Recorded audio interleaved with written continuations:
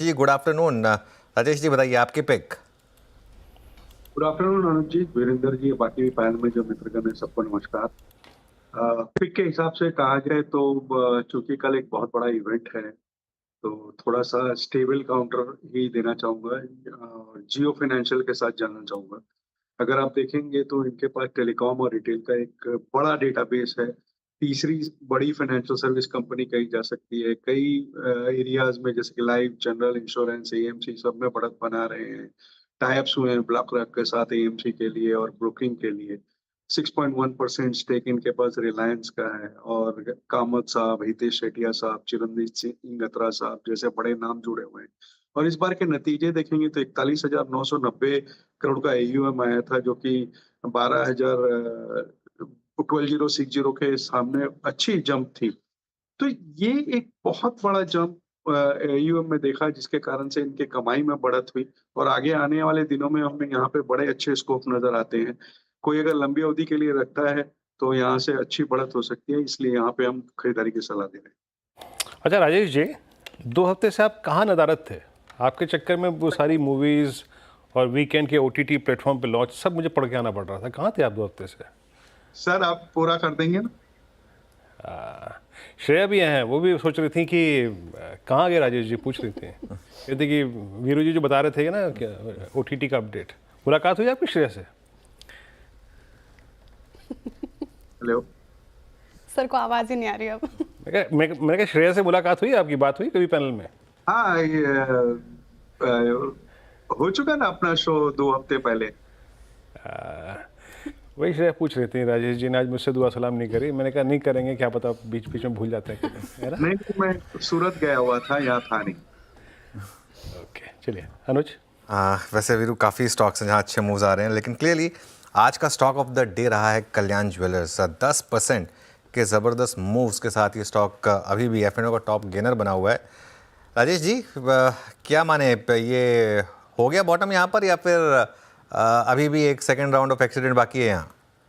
देखिए, एक्सीडेंट बाकी है नहीं कहना मुश्किल है, लेकिन जिस तरह की नेगेटिव खबरों के अंदर ये स्टॉक टूटा, तो मेरे ख्याल से कुछ एग्जैगरेटेड हो गया था। इस वजह से हो सकता है एक बाउंस बैक हो। सॉरी, हो सकता है एक बाउंस बैक हो, लेकिन अभी भी मैं नहीं समझता कि निवेश के लिए चुनना चाहिए जब तक ये पूरी क्लैरिटी नहीं हो जाए या निवेशकों को थोड़ा सा संतोषजनक कुछ क्लैरिटी मिले।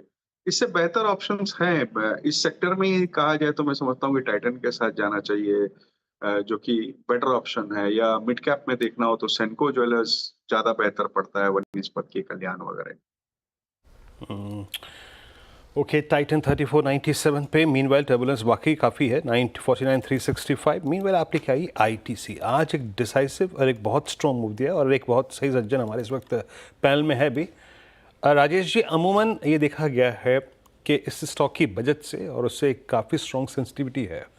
राजेश जी, अभी आप क्या कह रहे हैं? मतलब एक एपिसोड इनके होटल कारोबार वाला वो आगे अब निकल चुका है, अब 446 पे आपका आउटलुक क्या है? राजेश अग्रवाल जी, कैसे अप्रोच कर रहे हैं आप आईटीसी को? वीरेंद्र जी, जो हमारे चैनल के दर्शक हैं वो जानते हैं कि मैं और गौरांग जी दो ही जन थे जो आईटीसी के पिछले 5 साल से वकालत करते आ रहे हैं, जब 150 रुपये में ये हिलता भी नहीं था। और मैं आज भी इस पे बहुत पॉजिटिव हूँ। अब बजट से जो रिलेटेड हमेशा से इसमें दिक्कतें रही हैं कि कहीं टैक्स लगा देंगे, सिन टैक्स लगा देंगे, टोबैको में कुछ हो जाएगा। उस वजह से कई बार कुछ वोलेटिलिटी देखने को मिलती है। लेकिन मैं समझता हूँ कि अब चूंकि आईटीसी ने अपना पोर्टफोलियो डाइवर्सिफाई कर लिया है, रेवेन्यू का एक बड़ा हिस्सा एफएमसीजी से आता है, डेयरी प्रोडक्ट्स में जा रहे हैं, डेट फ्री बैलेंस शीट है और मार्जिन सब अच्छे हैं। और रेशियोज अगर आप देखेंगे तो आरओसीआरई डबल डिजिट में है। मैं समझता हूँ कि इन लेवल्स पे भी एक बहुत शानदार इन्वेस्टमेंट अपॉर्चुनिटी है और साल 1.5 साल का नजरिया रख के यहाँ पे निवेश किया जा सकता है। और सबसे अच्छी बात है कि डिविडेंड भी अच्छा देती है, तो कम से कम आपकी डिविडेंड यील्ड भी ठीक बैठ रही है, तो हमारी इसमें बाय कॉल है। ओके, बाय कॉल है इसमें। चलिए अब एक काम करते हैं। पूछिए। अच्छा, आपका व्यू राजेश अग्रवाल जी, एक प्रश्न आपसे लूँगा यहाँ पे। अगर एक बैंक लेना हो, I mean prior to this budget speech, आप क्या लेना चाहेंगे? वो प्राइवेट में या फिर पीएसयूज में कुछ? ऐसा करते हैं वीरेंद्र जी, एक प्राइवेट में दे देते हैं, एक पीएसयू में दे देते हैं। तो एक अगर प्राइवेट में लेना हो तो सबसे पहला नाम तो एचडीएफसी बैंक का ही आएगा, no doubt on that. Merger के बाद एक बड़ा बैंक उभर कर सामने आया। बावजूद इसके मार्केट कैप में कोई बढ़त नहीं देखी गई। अंडर परफॉर्म किया पूरे मार्केट को, लेकिन नंबर्स ठीक-ठाक आए, स्टेबल क्वालिटी है, एसेट क्वालिटी स्टेबल है, एनआईएम ठीक-ठाक आ रहे हैं, थोड़ी-सा दबाव एनआईएम में देखा गया, बट वो सारे ही पूरे सेक्टर के साथ वो दिक्कत है, सिर्फ एचडीएफसी बैंक के साथ नहीं। एडवांसेस, डिपॉजिट सब अच्छी तरीके से ग्रो कर रहे हैं। इवन सब्सिडियरीज जो है इनकी वो भी अच्छा परफॉर्म कर रही है। हमारे अनुमान से इसमें एक लंबी अवधि का कॉल लेना चाहिए, कम से कम 1.5 साल का, और एक अच्छे रिटर्न की उम्मीद करनी चाहिए। और अगर पीएसयू साइड में है तो मैं समझता हूँ बैंक ऑफ महाराष्ट्र के साथ जाना चाहिए, जहाँ लगातार 4-5 क्वार्टर्स से अगर आप देखो तो नंबर्स शानदार आते जा रहे हैं। इस बार के नंबर्स भी बेहद अच्छे आए। एसेट क्वालिटी बहुत ही अच्छी है, 0.12 के आसपास आपका नेट एनपीए है, और डिजिटल प्लेटफ़ॉर्म पे तेज़ी से बढ़ रहे हैं। मुझे लगता है कि ये स्टॉक यहाँ कम से कम नहीं तो 65-70 रुपया आगे आने वाले 1 साल में बिल्कुल दिखा सकता है। तो ये 2 स्टॉक्स में बिल्कुल आपको ध्यान देना चाहिए। ओके, राजेश अग्रवाल जी, जनरल इंश्योरेंस स्टॉक्स है क्या कोई आपके रेडार पर? देखिए, जनरल इंश्योरेंस की बात की जाए तो मैं समझता हूँ कि नेशनल इंश्योरेंस एक अच्छे लेवल्स पे खड़ा है। हालाँकि पिछले 1 डेढ़ साल में देखेंगे तो अच्छी खासी बढ़त हुई है।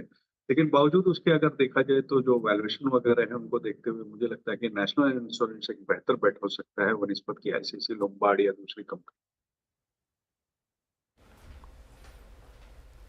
ओके, हेल्थ इंश्योरेंस स्पेस पे डिस्कशन, आईसीआईसीआई लोम्बार्ड आपकी स्क्रीन पे, यूनियन इंश्योरेंस आपकी प्रथम चॉइस।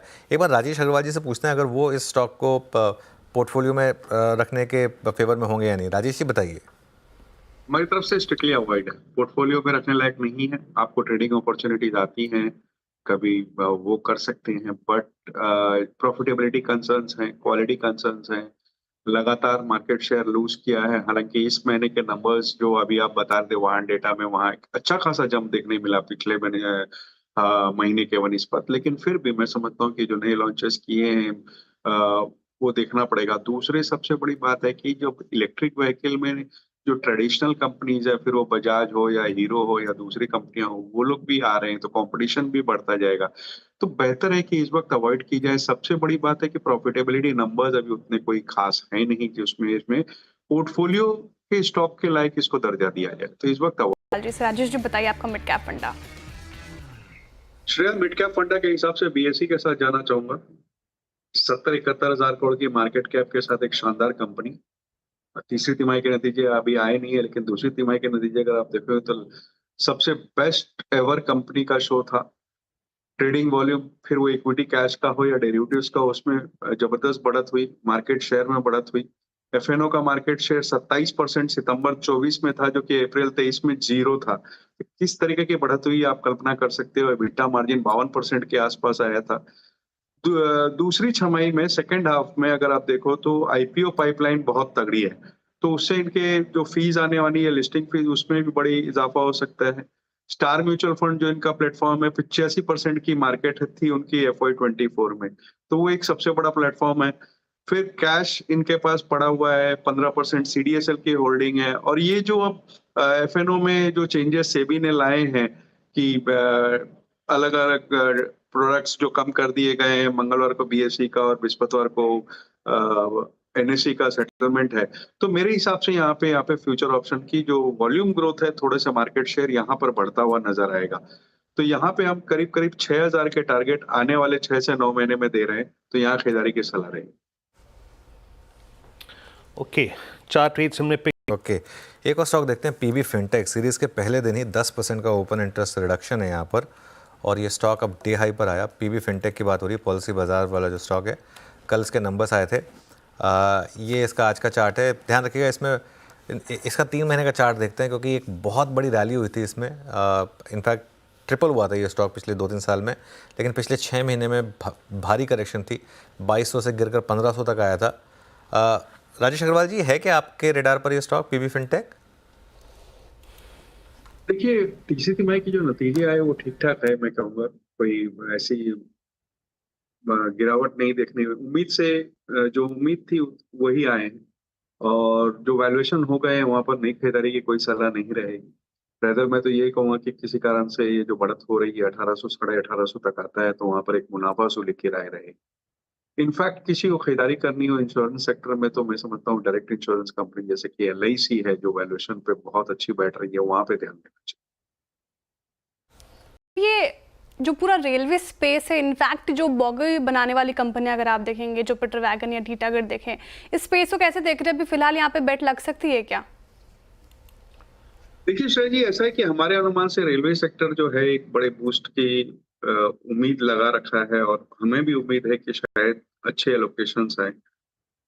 करीब करीब 15 से 18% की एलोकेशन बढ़त की उम्मीद बनाए बैठे हैं, क्योंकि सरकार का जो फोकस है वो कैपेसिटी बढ़ाने पे, रोलिंग स्टॉक बढ़ाने पे या मॉडर्नाइजेशन करने पे है, इंफ्रास्ट्रक्चर डेवलपमेंट पे है, नए वंदे भारत ट्रेन लॉन्चिंग में है। तो इन सब चीजों के मद्देनजर हमें ये लगता है कि जो वैगन मैन्युफैक्चरिंग की कंपनीज है वहां बढ़त हो सकती है, क्योंकि एक 40,000 बोगीज को अपग्रेड करने की बात कर रहे हैं, कवच के ऊपर खर्चे होने वाले हैं। तो ये सब चीजों के मद्देनजर पूरे रेलवे पैक में हम बुलिश हैं।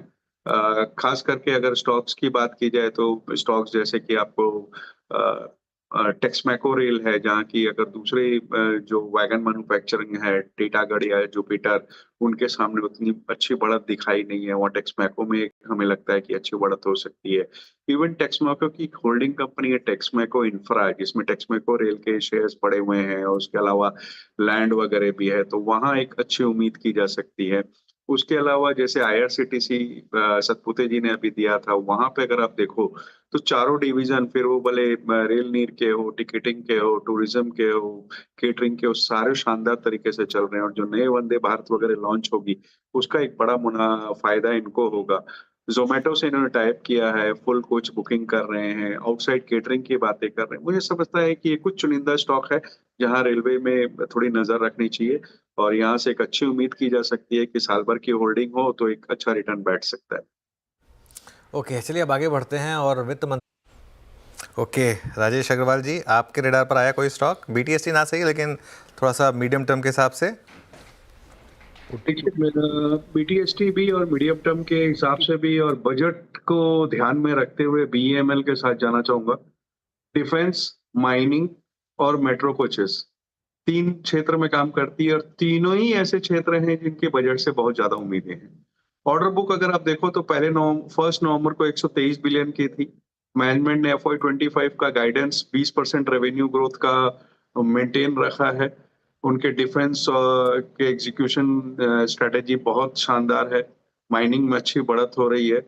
ऑर्डर प्रोस्पेक्ट्स बहुत अच्छे हैं, क्योंकि डिफेंस व्हीकल्स में हमें लगता है कि जो मॉडर्नाइजेशन होने वाला है उससे इनके नए ऑर्डर आएंगे। दूसरे मेट्रो के जो रोलिंग स्टॉक है और जो मेट्रो कोचेस के तरफ से जो बढ़त हो रही है वो अपनी जगह बनी हुई है। ऊपर के लेवल से अच्छा खासा करेक्ट कर चुका है और नई कैपेसिटी जो आ रही है उनके रैंप अप के बाद जो एग्जीक्यूशन कैपेसिटीज है वो भी बढ़ जाएंगी, नए ऑर्डर्स अच्छे तरीके से एग्जीक्यूट हो जाएंगे। कल अगर कुछ अच्छी अनाउंसमेंट आती है तो मैं समझता हूँ कि कल ही आपको 4100-4200 के लेवल्स देखने को मिलेंगे, वरना मैं ये भी समझता हूँ कि ऐसे 6 से 9 महीने तक पोर्टफोलियो में रखें, अच्छी बढ़त हो सकती है। अच्छा राजेश जी, एक बात और बताइएगा अग्रवाल साहब, ये OTT पे क्या रहा आज? यक्ष प्रश्न आज का।